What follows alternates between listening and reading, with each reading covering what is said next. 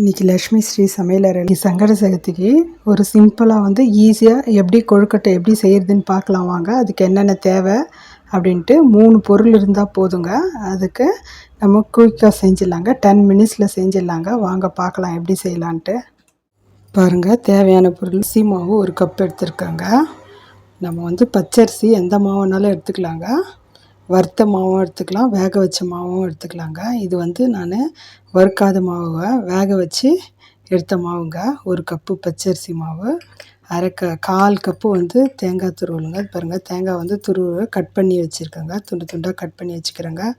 வெல்லம் வந்து ஒரு 1/4 கப்பு எடுத்துக்கிறேன். 1/4 கப்புனா கொஞ்சம் ஜாஸ்திங்க. 1/2 கப்பு உங்களுக்கு எவ்வளோ தித்திப்பு வேணுமோ அவ்வளோ நீங்கள் சேர்த்துக்கலாங்க. நான் ஒரு 1/4 கப்புக்கு கொஞ்சம் ஜாஸ்தி எடுத்துருக்கேங்க. வாங்க எப்படி செய்யலான்னு பார்க்கலாம். பாருங்கள், ஒரு பாத்திரத்தில் இந்த வெல்லத்தை போட்டுடலாங்க. வெல்லம் போட்டாச்சு. கொஞ்சமாக தண்ணி ஊற்றிக்கலாங்க. நிறைய வேணாம், கொஞ்சமாக தண்ணி ஊற்றிக்கலாம். இது வந்து நல்லா கரைச்சிக்கலாங்க. கரைச்சிக்கணுன்னா கேஸில் வச்சோம்னா கரைஞ்சிடுங்க. அப்புறமா வந்து நம்ம வெடிகட்டிக்கலாங்க. இங்கே கொஞ்சம் போதும், கேஸில் வச்சிடலாங்க. அதே போல் வந்து டக்குன்னு செஞ்சிடலாங்க கொழுக்கட்டை. பாருங்கள், 1 கப்பு மாவு எடுத்துருக்கேன் இல்லைங்க. அந்த 1 கப்பு மாவு வந்து போட்டுடலாங்க.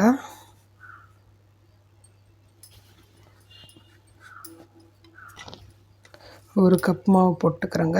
இப்போ வந்து நம்ம எப்படி செய்யலாம், வெல்லத்தை வந்து கரைச்சி வந்துடலாங்க. நம்ம வந்து இந்த கொழுக்கட்டை வந்து டக்குன்னு செஞ்சிடலாங்க. ரொம்ப ஈஸிங்க செய்யறதுக்கு.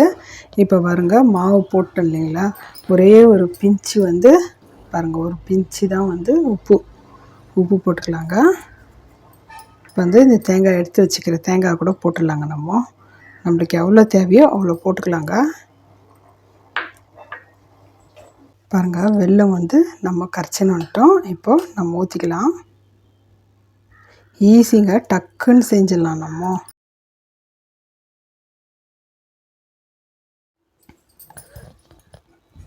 பாருங்கள், நல்லா கலக்கி விட்டுடலாம்.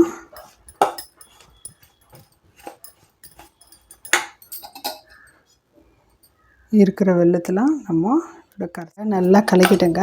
நம்மளுக்கு வந்து இப்படி கொழுக்கட்டை பிடிக்கிற மாதிரி வரணுங்க. பாருங்கள், இப்போ வந்து நம்ம இது மாதிரி குக்கர் தட்டில் எண்ணெய் தடவிட்டு எல்லாம் ஒன்று ஒன்றா அடிக்கிடலாங்க.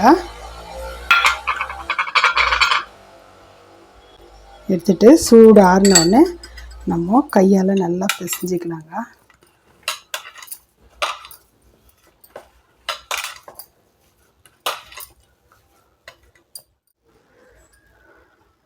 பாருங்கள், நல்லா வந்து மாவு பிசைஞ்சாச்சு. இப்போ வந்து நம்ம இப்படி பிடிச்சி இந்த தட்டில் எண்ணெய் தடவிட்டுருக்காங்க. நம்ம இப்படி வச்சிடலாங்க. டக்குன்னு செஞ்சிடலாங்க. இதுக்கு எதுவும் தேவையில்லைங்க. நம்ம டக்குன்னு செஞ்சிடலாம். இன்றைக்கி சங்கட சதுர்த்தினால நான் வந்து இந்த பிரசாதம் செய்கிறேங்க. நீங்களும் செஞ்சு பாருங்கள். 3 பொருள் இருந்தால் டக்குன்னு நம்ம கொழுக்கட்டை செஞ்சிடலாம். பாருங்கள், கொழுக்கட்டை வந்து நான் பிடிச்சிட்டேன். கீழே இருக்கிற இதில் வந்து தட்டில் வந்து நான் வைக்கலைங்க. மேலே இருக்கிற தட்டில் வந்து கொழுக்கட்டை பிடிச்சி வச்சுருக்கேங்க. பாருங்கள், குக்கரில் வந்து கொஞ்சமாக தண்ணி ஊற்றிருக்கேங்க. தண்ணி வந்து சூடாகிக்குதுங்க. இப்போ வந்து நம்ம இந்த தட்டை வச்சிடலாங்க. ஒரு 5 நிமிஷம் கூட தேவையில்லைங்க. சீக்கிரம் 2-3 நிமிஷத்துலேயே வந்து வெந்துருங்க கொழுக்கட்டை. ஏன்னா இது வெந்த மாவுங்க, அதனால் சீக்கிரம் ஆயிடுங்க. இப்போ வந்து நம்ம குக்கர் தட்டு போட்டு மூடிடலாங்க. பாருங்கள், ரெடி ஆகிடுச்சிங்க. கொழுக்கட்டை எடுத்துன்னு வந்துட்டேன். நல்லா வெந்திருக்குது பாருங்கள் கொழுக்கட்டை. நம்ம அப்படியே எடுத்து வச்சிடலாங்க.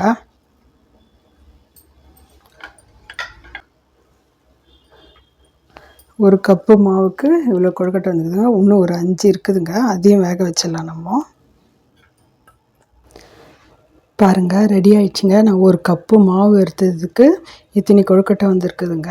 இன்றைக்கி நான் சங்கட சதுர்த்தினால இந்த கொழுக்கட்டை இது செஞ்சுருக்கேங்க. ரெடி ஆகிடுச்சிங்க. வாங்க வச்சு நான் பூஜை பண்ண போகிறேங்க.